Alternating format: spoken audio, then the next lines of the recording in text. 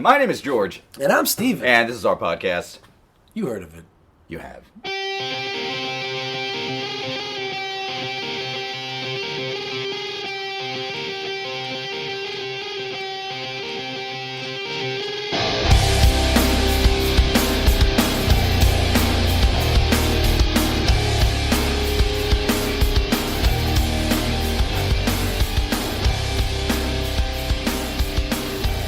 You heard it. Yeah, you heard of it.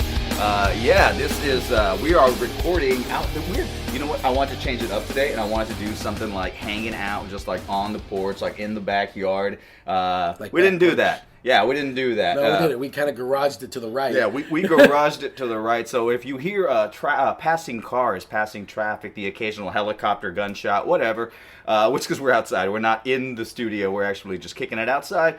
Enjoying the weather. The weather's nice out here, right, Steven? Well, the weather's like different because like we know Texas, we know Laredo. Yeah. And we get lucky when it's cold. We get super lucky when it's just like that middle, you know? Yeah, like, so you've got us right now tuned in. We're chilling outside. I'm sipping on a beer. And I have a pina colada. Nobody can see it. All right, yeah. Fanning ourselves by the pool here with the big, was it the branches from the palm tree? Yeah, that's what we're doing. That's what they're there for. Anyway, so my name is George Alvarez. You can find me on all social media. It's at Laredo Funny George. I'm a stand-up comic with Laredo Funny. You can follow us on our page. It's at Laredo Funny. Steven, plugs. I'm Steven Sosa. I am a local comic here and I have. I almost went into like a different vibe on that one, but you can catch me on Steven Sosa Comedy on Instagram and Facebook. If you want to catch my group Laredo Funny, we do comedy all around Laredo. And I will be out of town this week, so I will be in San Antonio at Joe Sabi's.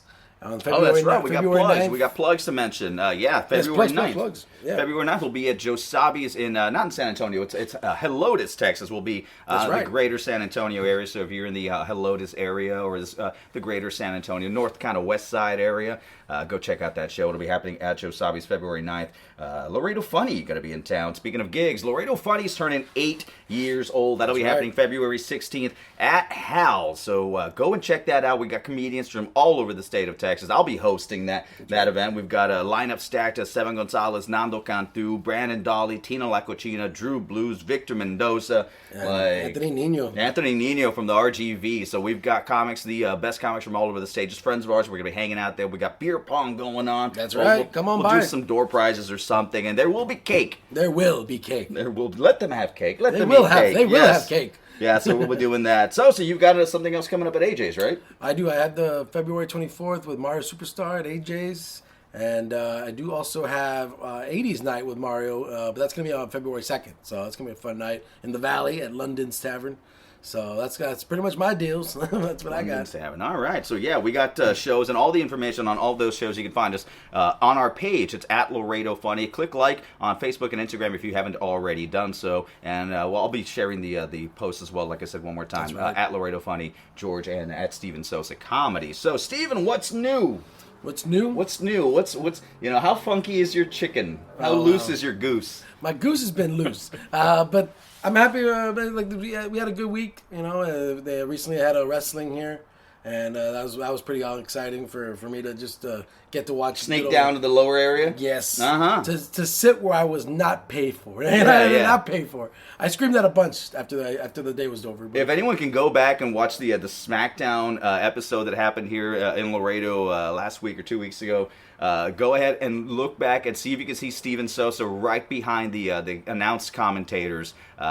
And I was screaming, so they had that guy. They had to. They had to see me. I love doing the wrestling stuff. I think it was annoying that little kid that was sitting next to me because we like to play games. Yeah. Right. We like to play like the heel in the face. Yeah. Kinda. It's like, who are you cheering for? I'm cheering for the bad guy in this one. Or sometimes we're just like, we're just gonna heckle the ref all match long. Yeah. So we did that, and my favorite thing to do is when like the baby face is getting beaten up, like the good guy's getting the shit kicked out of him, right? When people start to chant or clap, and so I love standing up and telling them to shush. No, stop it. No one, shh. You're not helping. You get Stop the it. occasional kid getting mad at you like, no.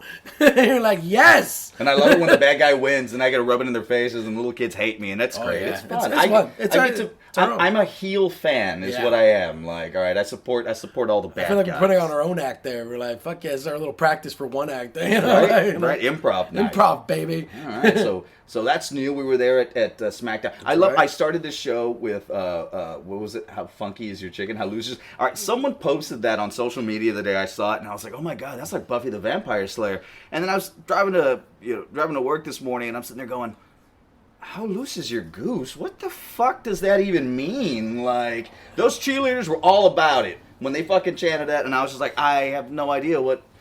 Did you look it up? A loose goose? No, I haven't yet. I'm afraid. Yeah, me too. If I type in, it's like blue waffle. Yeah, if I go to Urban Dictionary and type in loose goose, I don't think I'm gonna like the picture. Yeah.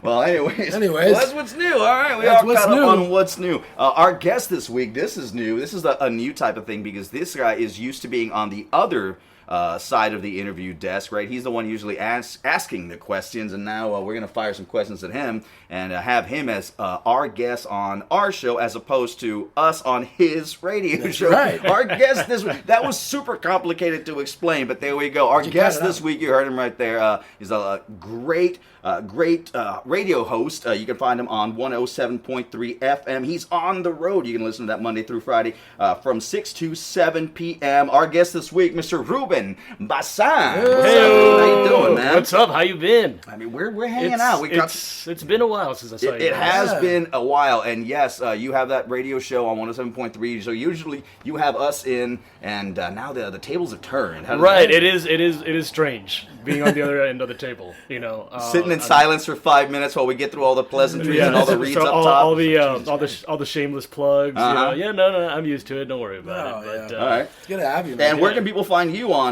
social media? Oh, you can find me on Facebook, Ruben Bazan III. That's Ruben Bazan III. Follow me on Instagram, Ruben Bazan 3, all one word with the number 3 at the end. And on Twitter, you can find me at Chest Hair Mafia. All right. Don't laugh at me. Where did because that's catchy. I'll give you cool. that. Yeah.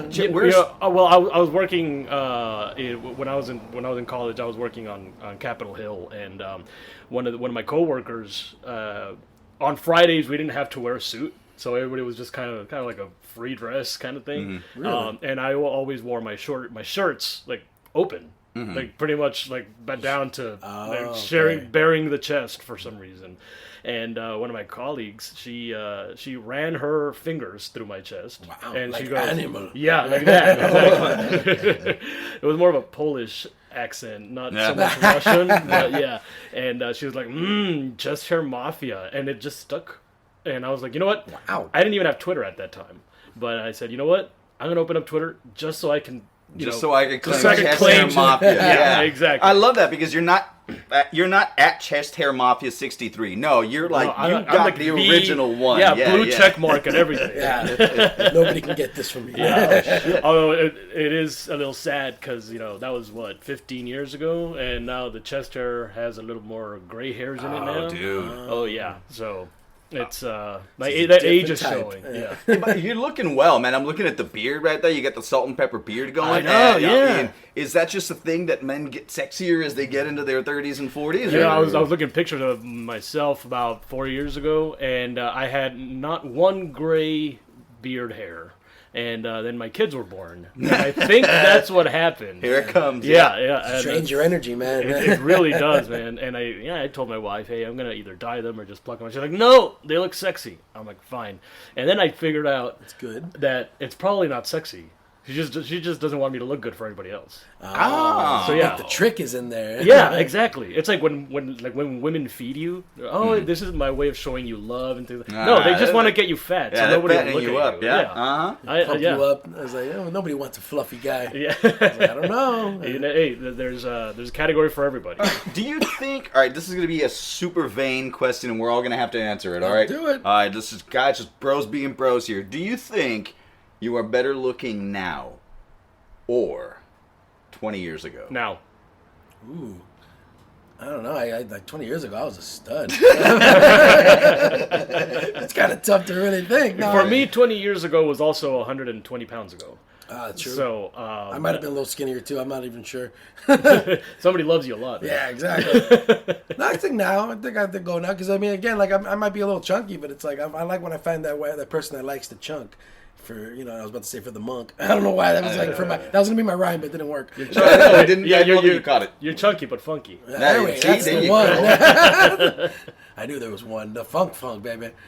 But yeah, I think I'll go older. Yeah. Well, I think I'm better looking now. A little better with age. Well, yeah. It's like fine wine, You just. Man, I was thinking I feel like an old beat up car. It's been through the fucking power wash one too many, but I mean, yeah. Let's go with yours. That old steel truck. Yeah. It's got that old paint job. It's a little rusty on the sides, but still looks good. The original parts are still there. Just needs a little bit of oil to grease up a little bit. A little TLC, and we got it going. Exactly. And the reason I asked that is because I was going through Facebook memories the other day, and I saw a picture of me like 20 years old, something like that. And I was like, Jesus Christ, I'm a little kid. I don't know anything. Like, I feel like wisdom makes you more attractive. So I feel like now we're older and we've kind of been through some shit. Yeah. A little bit wiser, and I think that makes you a little bit more attractive, at least in our case. I don't know about the rest of you guys. Oh, no, I completely agree with you. Yeah. Oh, shit. Okay, so, Rick, because you mentioned Capitol Hill. What the fuck are you doing at Capitol Hill? I worked for the congressman there. I was his deputy press secretary. Capitol Hill, where the Capitol building is. I'm like, excited now. I'm like, what? And the House of Representatives on one side, Senate is on the other. That's amazing. Yeah. Well, I lived in D.C. for 7 years. That's why I went to school, and I ended up getting a job at the congressman's office. What'd you study in school, man? I studied, my undergrad was business administration and public communication for my master's, which is great because I still use my degrees. A lot of people, they study whatever it is that they study, and they end up working somewhere else or in another field. But luckily, prime example, my brother is a history major, and he translated that into a job as a softball coach. All right, see, kind of diverted there. Yeah, right. Yeah. But yeah, no, and I landed that job just I wasn't even applying. I don't even know how I ended up there. The girlfriend that I had at the time said, "Hey, I'm gonna go visit the congressman that represents our district. Do you want to come with me?" And I said, "Okay." Who says that? And then once we were there, for the average listener, when's the last time you said out loud, "You know what? I gotta go visit my congressman"? I feel like that's. That's a crazy thing. That's a thing from like the 50s or 60s. Yeah. Like, what? Have you checked? I'm going to talk to the mayor about this. Have you checked in with the congressman? I'm going to air my grievances to the congressman. Right. And once we were there, she said, "Oh, congressman, by the way, Ruben is looking for a job or an internship." And then Did you know about that? And I was like, I am really? Oh, okay. I guess we're doing this now. And the congressman said, "Yeah, sure. Just give us your information, and we'll get in touch with you." And that's how I landed. It was an internship at first, and then it turned into a job. Oh, great! Wow. But yeah, it was. I just rolled right into it, like yeah. that. It was just I just landed on me. I don't know. I ran with a lot of luck there, but I know that is literally like. I mean, to me, hearing the story, it sounds like Tom Cruise. How did you become the most famous? Is like, I don't know. Some guy offered me a part. No one knew who I was. And now I was like, what? Walked in looking for the bathroom. Like, I did risky business. Like what? Like I didn't want to. I was there, so I did. No, fuck. Okay, that's crazy. And then over there, like in DC, like, do you read like it's like going to Meet the President and being like, so any room in the office I can work here? Like, how old were you when this was going on? God, I started working there when I was 21 or 22. Okay. And then when I was only there for 2.5 years. I finished my master's and I moved back to Laredo when I was 25. I was gonna ask, because at 2021, most people are working like at a restaurant, right? Like servers, cooks, and that stuff, and they all hook up with each other. I was wondering, like, what is the party life like for a 21-year-old on Capitol Hill? Is there nightlife? It is. Sadly, it gets a little boring because it's all politics, and I didn't even like politics. When I started working for the congressman, I didn't know the difference between a Democrat and a Republican. My friends had to explain it to me. So it was one of those. Like, did you guys watch The Office where Kevin Malone ended up being one of the accountants, and he didn't even apply for that job. He applied to be like a janitor Yeah. or something. Yeah, okay, well, Really? that's kind of like what happened to me. I was just a tourist, and I ended up with a job. So thank you, Congressman. Really appreciate it. I still call him boss when I see him. Of So. course. Yeah. He gave me my first job, my first real job, man. So I'm really grateful for that. But yeah, I mean, it was there's a bunch of bars around Capitol Hill. But you would go and you'd see all the suits just talking about the same thing. That they were talking about at work. At work. So I decided to not hang out there. I went to another